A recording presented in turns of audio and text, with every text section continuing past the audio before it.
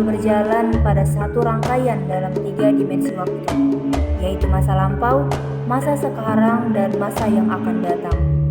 Keseluruhan lini masa tersebut merupakan satu kesatuan yang tidak terpisahkan satu dengan yang lainnya, karena memiliki keterkaitan yang begitu erat. Kondisi sosial ekonomi pada abad 19 semakin memburuk, dan hal ini disebabkan oleh eksploitasi kolonial, politik liberal, dan politik etis. Di satu pihak, keuntungan yang diperoleh pemerintah kolonial dialirkan ke negeri Belanda. Di lain pihak, kemelaratan dan kesengsaraan semakin menindih masyarakat Indonesia. Politik etis merupakan kebijakan yang diterapkan oleh pemerintah kolonial Belanda pada tahun 1901 sebagai bentuk balas budi terhadap pemerintah rakyat pribumi akibat eksploitasi yang dilakukan melalui sistem tanam paksa. Meskipun bertujuan untuk meningkatkan kesejahteraan rakyat pribumi, dampak dari politik etis ini tetap membawa kesengsaraan bagi rakyat pribumi. Kebijakan ini tidak sepenuhnya menghapuskan sistem tanam paksa yang tetap berlanjut dan menyebabkan eksploitasi ekonomi. Meskipun ada upaya untuk meningkatkan pendidikan, akses terhadap pendidikan yang berkualitas tetap terbatas bagi sebagian besar rakyat. Hanya segelintir orang yang mendapatkan kesempatan untuk belajar, terutama kalangan bangsawan, sementara mayoritas tetap terpinggirkan. Kebijakan ini cenderung menguntungkan kalangan tertentu, terutama mereka yang dekat dengan pemerintah kolonial, sementara rakyat biasa tetap mengalami kesulitan dan ketidakadilan dalam berbagai aspek kehidupan. Artinya, meskipun memiliki niatan untuk memperbaiki kesejahteraan rakyat, pada praktiknya politik etis tetap tidak mampu menghapus kesengsaraan yang dialami oleh masyarakat pribumi. Kebijakan ini lebih banyak berfungsi sebagai alat untuk meredakan kritik terhadap kolonialisme Belanda, tanpa memberikan solusi yang nyata bagi perbaikan kondisi hidup masyarakat pribumi. Keadaan ini menimbulkan keprihatinan Dr. Wahidin Sudirokusodo yang merupakan tamatan sekolah dokter pribumi Stovia di Batavia. Pada tahun 1906 sampai keadaan ini menimbulkan keprihatinan Dr. Wahidin Sudirokusodo yang merupakan tamatan sekolah dokter pribumi Stovia di Batavia, Jakarta. Pada tahun 1906 sampai 1907, ia melakukan pengobatan gratis keliling Pulau Jawa dan menyuarakan gagasannya. Pada tahun 1907, dalam perjalanan menuju Banten, Dr. Wahidin Sudirokusodo mengunjungi alma maternya dan bertemu dengan para mahasiswa Stovia. Ia menyampaikan gagasannya atas dasar keprihatinan melihat banyak anak-anak dan pemuda-pemudi yang tidak bisa mendapatkan pendidikan. Kepada para mahasiswa agar mereka bisa mendirikan sebuah organisasi yang bertujuan memajukan pendidikan dan meninggikan derajat bangsa.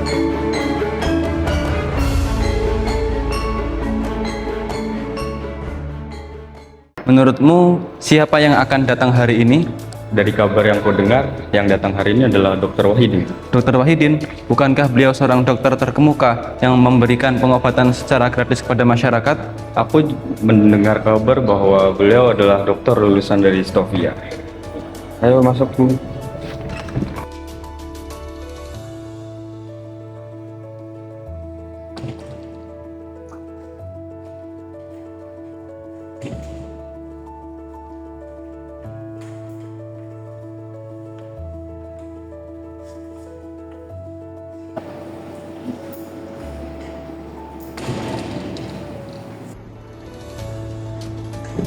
Selamat siang, saudara-saudara.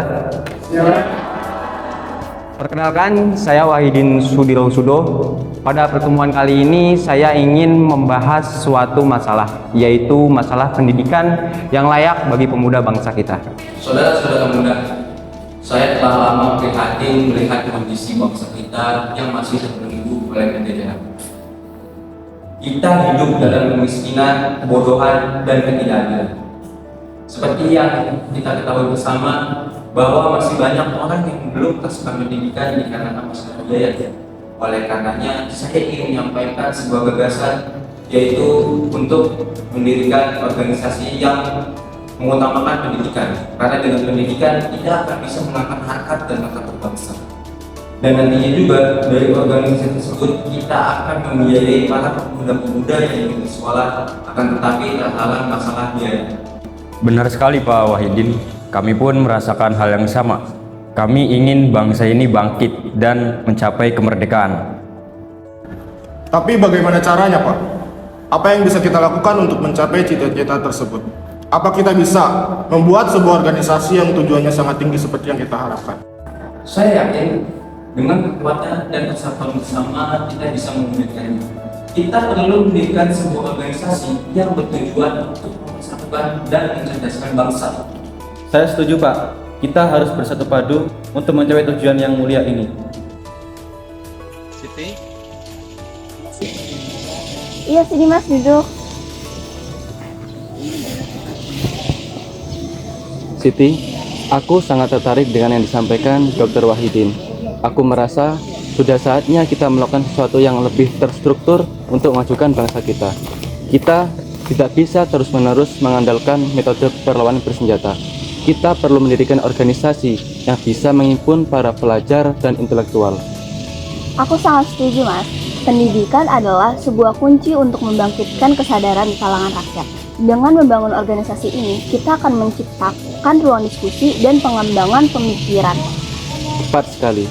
Aku juga telah berbicara dengan beberapa temanku. Kami berpikir untuk mendirikan sebuah organisasi yang akan fokus pada pendidikan dan kesejahteraan masyarakat.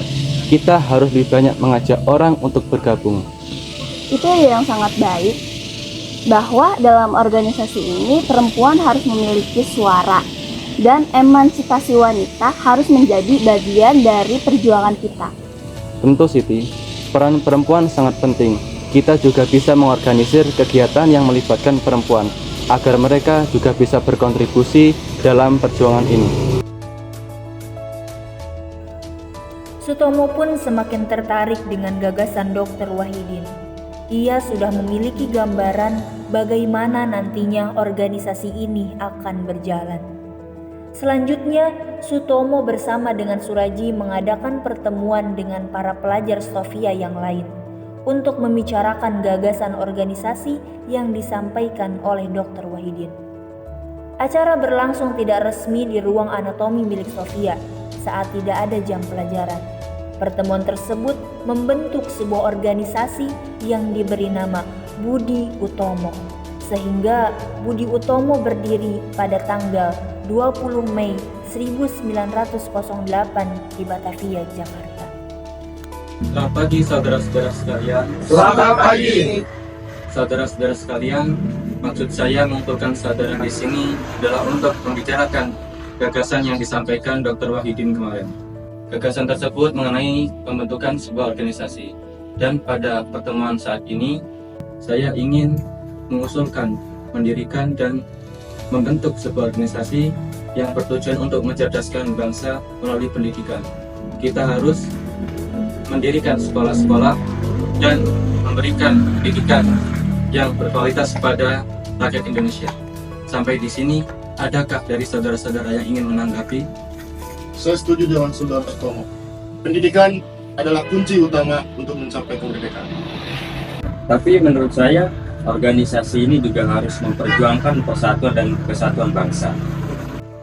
Kita harus menghapus perbedaan suku, ras, agama untuk mencapai tujuan bersama. Saya sependapat dengan kalian berdua. Pendidikan dan persatuan adalah dua hal yang tidak bisa kita pisahkan. Lalu bagaimana dengan struktur organisasi? Siapa yang akan memimpinnya? Saya mengusulkan Saudara Sutomo sebagai ketua organisasi. Dia adalah seorang yang cerdas, bijaksana, dan mempunyai semangat yang tinggi. Saya setuju dengan usulan tersebut. Saudara Sutomo adalah orang yang tepat untuk memimpin organisasi ini. Ya, saya juga setuju. Baiklah, saya terima tanggung jawab ini. Tapi perlu diingat bahwa organisasi ini adalah milik kita semua. Kita harus bekerja sama dan saling bahu-membahu untuk mencapai tujuan bersama. Tepat sekali saudara Sutomo. Kita harus bersatu padu sebagai kesatuan dan persatuan. Saya usulkan agar kita membentuk struktur organisasi yang jelas dan terarah. Kita perlu badan pengurus, sekretaris, bendahara, dan divisi-divisi lain yang menangani berbagai bidang. Saya setuju dengan usulan Gunawan bahwa kita perlu memiliki struktur organisasi agar bisa menjalankan roda organisasi dengan efektif. Baiklah, jika tidak ada yang keberatan, maka struktur organisasi telah disepakati. Lalu bagaimana dengan pemilihan pengurusnya? Saya usulkan pemilihan pengurus dilakukan secara demokratis oleh seluruh anggota. Saya setuju dengan cara ini memastikan bahwa pengurus yang terpilih adalah orang-orang yang kompeten dan memiliki dukungan dari seluruh anggota. Baiklah, maka disepakati Bahwa pemilihan pengurus organisasi akan dilakukan secara demokratis. Kapan pemilihan pengurus akan dilakukan? Saya usulkan pemilihan pengurus organisasi akan dilakukan pada kongres organisasi dalam waktu dekat. Saya setuju, Kongres adalah forum yang tepat untuk memilih pengurus organisasi. Baiklah, karena tidak ada yang keberatan, maka disepakati bahwa pemilihan pengurus organisasi akan dilakukan pada kongres dalam waktu dekat. Saya punya pertanyaan. Lalu bagaimana dengan nama organisasi sendiri? Karena sebuah organisasi harus memiliki nama sebagai identitas. Saya memiliki dua usulan. Pertama, Budi Utomo, dan yang kedua adalah Eko Projo. Budi Utomo yang berarti budi pekerti yang baik. Lalu Eko Projo itu berarti persatuan kerajaan. Baiklah, saya memilih nama Budi Utomo sebagai nama organisasi. Organisasi ini bertujuan untuk menolong sesama, bukan menjadi tempat penampungan para ningrat. Betul apa yang dikatakan Saudara Sutomo. Apa gunanya persatuan tanpa budi pekerti yang baik? Ya, saya sepemikiran dengan Anda. Baiklah, jika seperti itu pendapat saudara-saudara sekalian, mungkin bisa kita cukupkan pertemuan ini dan semoga organisasi ini berjalan sebagaimana. Hidup Budi Utomo! Hidup Budi Utomo! Hidup Budi Utomo! Hidup Budi Utomo! Di sebuah halaman pesantren yang tenang, Kiai Haji Wahab Hasbullah duduk bersama para santri yang sedang mengaji dan mendengarkan ceramahnya. Dalam ceramahnya, beliau menyampaikan pesan-pesan terkait pendidikan bangsa yang harus dirasakan semua lapisan masyarakat dan tidak terkhusus untuk para bangsawan saja. Kemiskinan, ketidakadilan pendidikan harus dimusnahkan. Anak-anakku, kita sebagai pemuda harus bangkit dan mengambil peran penting dalam memajukan negeri ini. Pendidikan adalah kunci untuk mengatasi kemiskinan dan ketidakadilan.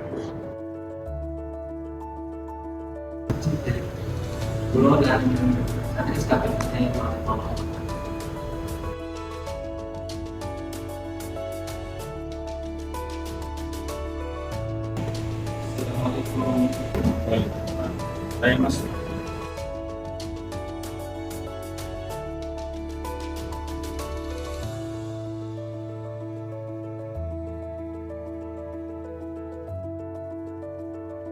Sebelumnya, izin Pak Kiai masuk ke keterangan kami setelah banyak didiskusikan mengenai pembentukan sebuah organisasi yang bertujuan untuk memajukan pendidikan dan menaikkan harkat dan martabat bangsa, maka kita sepakat untuk mendirikan sebuah organisasi yang bernamakan Budi Utomo. Ini adalah langkah awal yang besar bagi kita semua. Dengan Budi Utomo, kita bisa meraih impian kita untuk melahirkan generasi yang cerdas dan cinta tanah air. Keterlibatan Kiai Haji Wahab Hasbullah dalam lingkungan intelektual dan sosial yang mendukung kebangkitan nasional memberikan dampak positif bagi para pendiri Budi Utomo dan gerakan nasional lainnya. Meskipun tidak terlibat langsung dalam pembentukan Budi Utomo, kontribusi pemikirannya dalam mempromosikan nasionalisme dan pendidikan sangat berpengaruh pada generasi yang terlibat dalam organisasi tersebut. Dalam konteks pembentukan Budi Utomo, Kyai Wahab Hasbullah memberikan kontribusi berharga dengan memobilisasi dukungan dari kalangan ulama dan santri-santri pesantren untuk mendukung pendidikan modern dan pergerakan kebangsaan. Organisasi Budi Utomo kemudian menjadi platform penting bagi para pemuda Indonesia untuk berpartisipasi aktif dalam memperjuangkan kemerdekaan nasional dan memajukan pendidikan di tanah air. Secara singkat, Kyai Wahab Hasbullah adalah figur ulama dan pendidik yang berperan penting dalam membangun kesadaran kebangsaan dan pendidikan modern di Indonesia melalui perannya dalam pembentukan Budi Utomo. Meskipun Kyai Haji Wahab Hasbullah berasal dari pendidikan pesantren dan Sutomo dari lingkungan pendidikan barat, mereka bersatu dalam visi untuk menciptakan organisasi yang berperan penting dalam sejarah pendidikan dan kebangsaan Indonesia. Bekerja sama untuk membentuk Budi Utomo yang menjadi tonggak awal dalam perjuangan membangun kesadaran kebangsaan dan pendidikan yang merata di Indonesia. Kami, para perempuan, juga ingin ikut berkontribusi. Pendidikan bagi para perempuan juga sangat penting. Bersama-sama, kita bisa memperkuat perjuangan ini. Wanita juga berhak mendapatkan hak yang sama. Kita harus mendukung para pria dalam perjuangan ini dan memperjuangkan hak-hak kita sebagai perempuan. Saya akan membuka sekolah perempuan di Bandung, karena pendidikan adalah kunci kemajuan.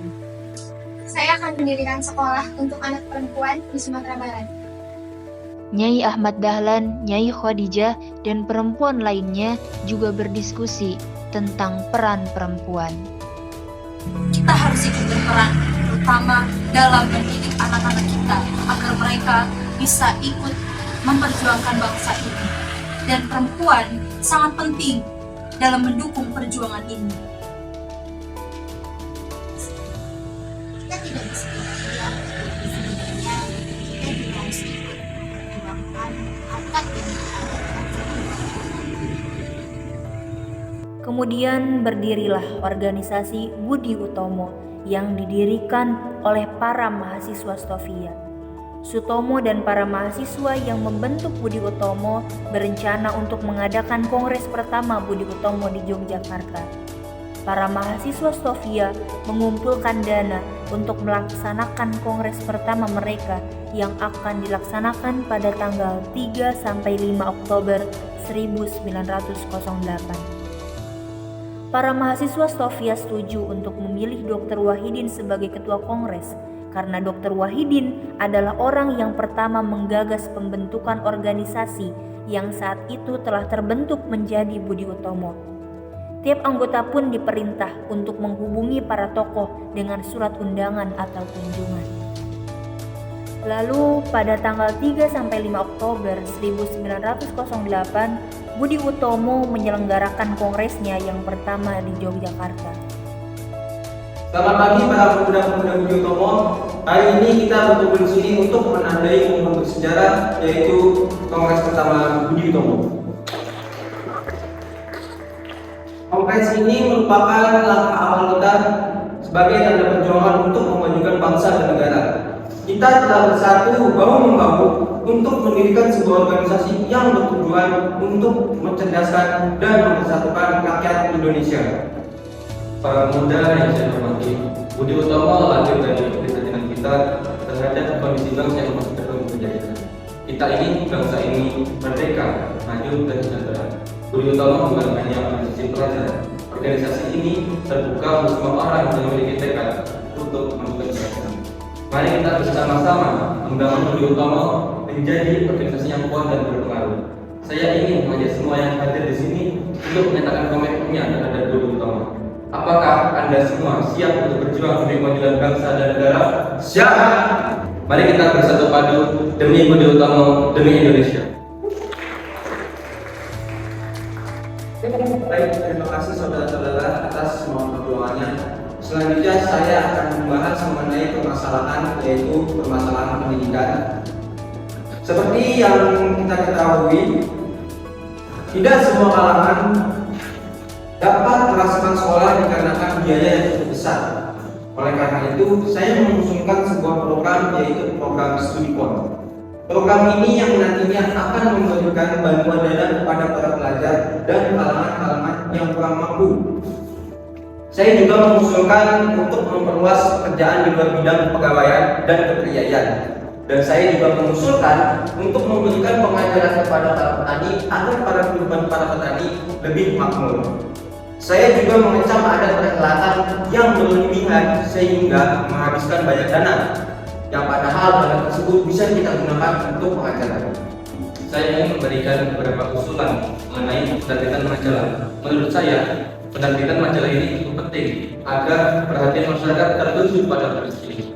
Jadwal penerbitan majalah juga harus ditentukan apakah harian ataukah mingguan, tergantung keuangan dari organisasi. Adapun bahasa yang digunakan untuk majalah adalah bahasa Melayu karena dapat dimengerti oleh semua kalangan. Selain itu, dapat diadakan lampiran dalam bahasa Belanda. Baik, selanjutnya perwakilan dari Batavia, Pak Unpad, silakan. Baik, terima kasih atas waktunya. Saya Dono Kusumo sebagai Ketua Cabang Batavia ingin menyampaikan beberapa hal terkait pendidikan masyarakat. Setiap masyarakat mempunyai hasrat untuk mengembangkan diri. Meskipun pada tahun-tahun terakhir ini Superman Hindia Belanda sudah memperluas pengajaran, namun kami menganggap itu belum mampu memadai kehidupan. Sebagai contoh, dari 30 juta penduduk hanya 12 orang yang berhasil lulus sebagai dokter hewan. Dalam masalah pengajaran, kami hendak menunjukkan kepada pemerintah kalau kami bersungguh-sungguh, maka dari itu kami mempunyai 9 usulan. Usulan kami pertama, perluasan pendidikan rakyat pada umumnya dan secara khusus sekolah desa. Yang kedua, membantu pengajaran agama di pedesaan. Yang ketiga, meningkatkan pengajaran rendah dan pertanian. Yang keempat, memperbaiki pendidikan teknis para dokter pribumi. Yang kelima, memasukkan pengajaran bahasa Belanda dalam kurikulum sekolah dasar pribumi. Yang keenam, memperluas kesempatan bagi kaum wanita untuk memperoleh pendidikan. Yang ketujuh, pendidikan pondok bagi siswa-siswa yang belajar di Batavia, Semarang, dan Surabaya. Yang kedelapan, memajukan pertumbuhan kerajinan dan perdagangan. Yang kesembilan, membangun perpustakaan dan forum ceramah. Mungkin itu saja dari saya. Selanjutnya silakan yang ingin menyampaikan usulan. Baik, ada beberapa hal yang ingin saya sampaikan tentang masalah budaya. Apakah orang Jawa bisa menerima budaya asing atau tidak? Berdasarkan teori evolusi Darwin, evolusi dan hereditas orang Jawa berbeda dengan bangsa Eropa. Orang Jawa tidak beruntung ada di sekitarnya, namun berusaha untuk menerima budaya Eropa.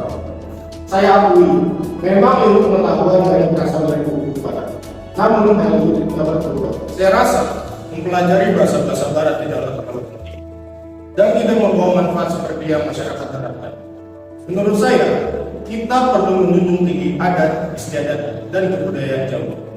Karena peradaban Eropa berbeda dengan orang Jawa. Saya tidak setuju. Justru menurut saya, budaya dan pengetahuan bangsa Eropa dibutuhkan bagi bangsa ini. Kita tidak bisa bergantung pada budaya Jawa saja.